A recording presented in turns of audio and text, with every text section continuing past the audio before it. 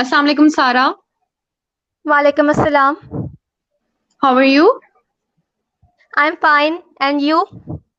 I'm fine, Alhamdulillah. Okay, Sara, please introduce yourself. हम्म, मेरा नाम सारा है और मैं 17 साल की हूँ। मैंने ये मेरी पहली बुक पब्लिश हुई है जो कि दास्तान के थ्रू हुई है और मैंने आज तक जितनी भी बुक्स लिखी थी मैंने कभी नहीं सोचा था कि मैं उन बुक्स को पब्लिश करवा सकूँगी। ऑनेस्टली मैं सिर्फ़ अपने शौक के लिए लिखती थी। लेकिन आज मेरा ये ख्वाब पूरा हो चुका है। Okay, Sara, please share writing and publishing journey with us. अ मेरी राइटिंग और पब्लिशिंग जर्नी एक बहुत ही मुश्किल और अच्छी राइटिंग जर्नी रही है। शुरू-शुरू में जब मैंने लिखना शुरू किया था, तो मैंने कभी सोचा भी नहीं था कि मैं एक पब्लिश ऑथर बन सकूँगी।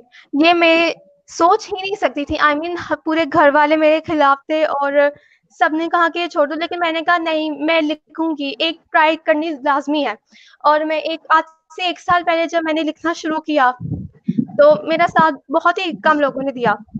और उससे भी मुश्किल था जब मैंने पब्लिशिंग हाउसेज़ ढूँढने लगी तो मुझे जगह-जगह फिरना पड़ा और बहुत ही ज़्यादा ढूँढना पड़ा, लेकिन आखिरकार मुझे दास्तान मिला और फिर उसने मेरा ख्वाब सच कर दिखाया।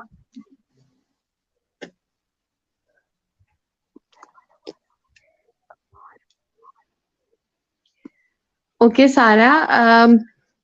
Okay, tell me, Sara, is there a difference between life before publishing and after publishing your book?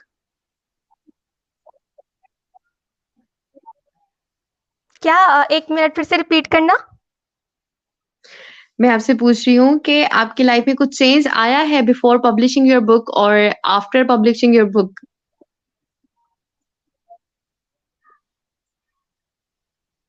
जी, बहुत बड़ा चेंज आया। पहले मुझे कोई नहीं जानता था। पहले जो लोग कहते थे, "अच्छा, तुमने एक बुक लिखी है? अच्छा, पब्लिश करवाई?" मैं उनको कुछ कह नहीं पाती थी कि मैं पब्लिश की है या नहीं। मैंने पब्लिश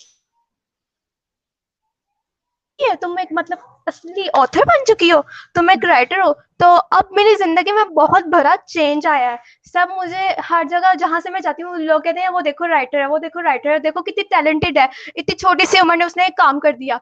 म मतलब पहले मुझे Right. कोई नहीं जानता था, लेकिन अब मेरी फैमिली मुझे पहचाननी शुरू हुई है। मेरी फैमिली कहती है कि तुम कुछ कर सकती हो, तुमने कुछ किया है, तुम एक चेंज लाई हो। और ये मेरी ज़िंदगी में सही। बहुत बड़ी चेंज है और खुशी की चीज़ है कि लोग मुझे पहचानते हैं कि मैंने कुछ अकॉम्प्लिश किया है। ग्रेट। सारा, आपको कब ये एहसास हुआ कि आप एक राइटर बन सकती हैं? हुँ। ऑनेस्टली मैं सच कहूँ तो मैंने अपनी ज़िंदगी में कभी नहीं सोचा था कि मैं राइटर बन सकूँगी। मेरे वहमो-गुमान में भी नहीं था। मेरी फैमिली ने आज तक जो है मेरी फैमिली ने हमेशा मुझे फ़ोर्स किया है कि तुम एक अच्छा पढ़ लिख जाओगी तो डॉक्टर बन जाओगी, इंजीनियर बन जाओगी। मैंने ये कभी नहीं सोचा था। मैंने बस ठीक। पता नहीं कैसे हो गया एक दिन मुझे बचपन से ही इमेजिनेशन बहुत स्ट्रॉन्ग थी। बचपन से ही सोचती थी हमेशा एक कोने में रहना, अपनी दुनिया में। लोग मुझे यहाँ तक पागल भी कहते, देखो खुद में रहती है, कभी किसी से बात नहीं करती। बचपन से ठीक। मुझे कार्टून और फैंटेसी में रहने का शौक था और ना जाने खुद क्या हुआ कि अचानक मेरे अंदर एक आइडिया आया और जैसे उस आइडिया ने साँस लिया और उसने मुझे कहा कि तुम लिखो और उस दिन मैंने ये स्टोरी लिखी। ठीक। अच्छा, सारा, आप मुझे ये बताएँ कि आपकी जो बुक का टाइटल है, सबसे पहले तो टाइटल बताएँ और फिर उसके बाद आप प्लीज़ मुझे इसकी थीम बताएँ, इसके कैरेक्टर्स जो भी इसमें मेन थीम है वो हमारे साथ शेयर करें। मेरी बुक का नाम है द सिंकिंग वेडिंग। नाम से ही बहुत ही ये स्ट्रेंज मालूम होता है, सिंकिंग वेडिंग मतलब कि एग्ज़ैक्टली। डूबती हुई शादी। ये टाइटल मैंने इसलिए चूज़ किया क्योंकि ये बहुत ही कैप्चरिंग है और जब भी कोई इंसान इसे पहली बार सुनता है, तो वो सोचता है सिंकिंग वेडिंग इसका क्या मतलब है? और यही वजह है जो उसे पढ़ने पे मजबूर कर देती है। सिंकिंग वेडिंग एक्चुअली एक हॉरर, थ्रिलर, मिस्ट्री और एक रोमांस बुक है। ये एक बहुत ही अच्छा। अच्छा ब्लेंड है हॉरर, मिस्ट्री और थ्रिलर के दरमियान। इसका मेन थिंग ये है कि इंसान जो है इंसान बुरे नहीं होते, लोग उन्हें बुरे बनाते हैं। ये एक्चुअली ठीक।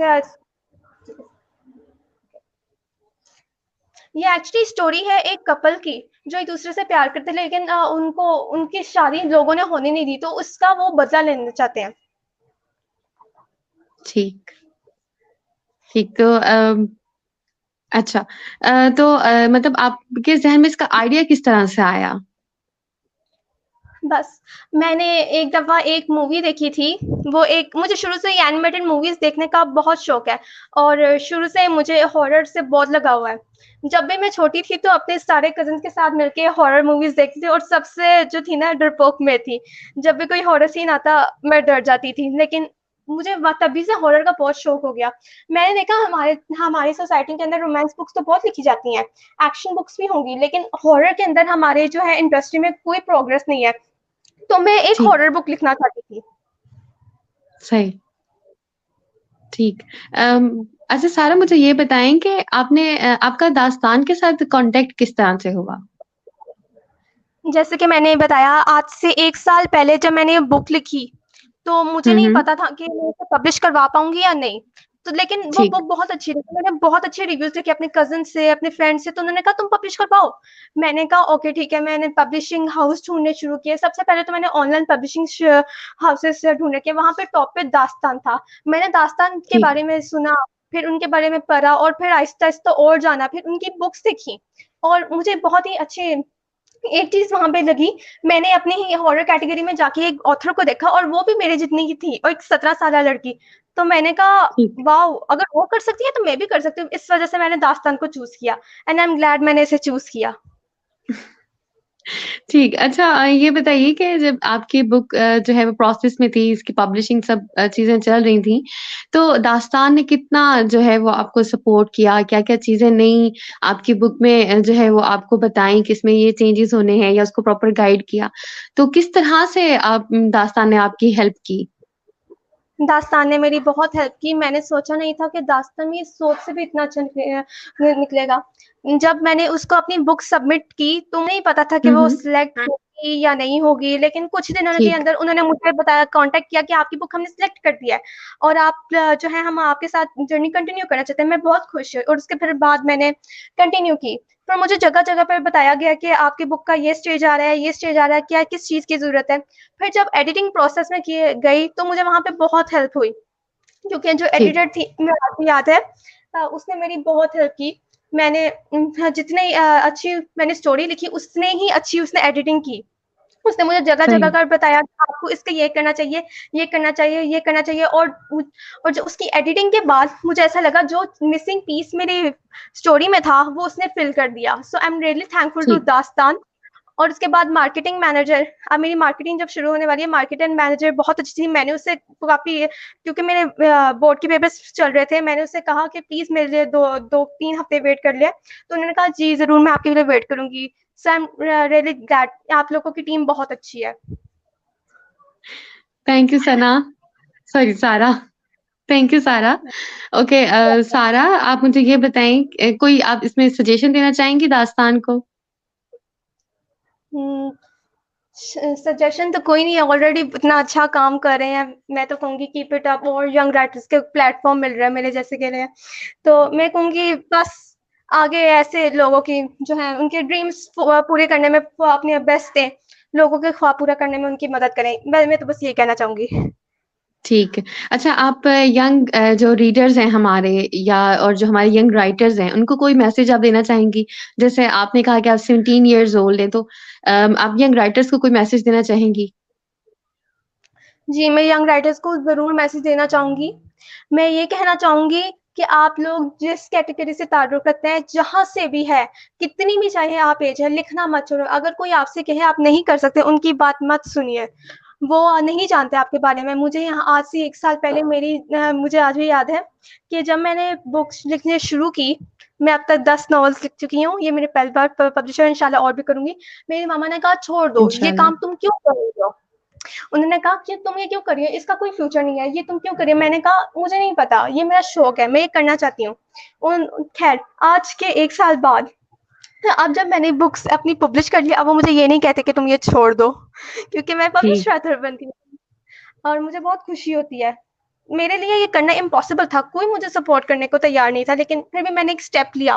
और मेरी सबसे ये गुज़ारिश है कि अगर आपके अंदर कोई काम करने का पैशन है, कोई टैलेंट है, तो आप उसे ज़ाया मत होने दो। आप अगर कुछ नहीं कर सकते, आप एटलीस्ट वो बुक लिख सकते हो।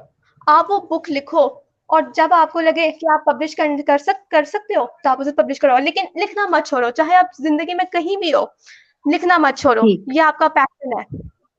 हमेशा अपने पैशन के ठीक, साथ लॉयल। ठीक। Okay Sara, thank you so much for your time. Thank you, welcome. Okay, अल्लाह हाफ़िज़। अल्लाह हाफ़िज़।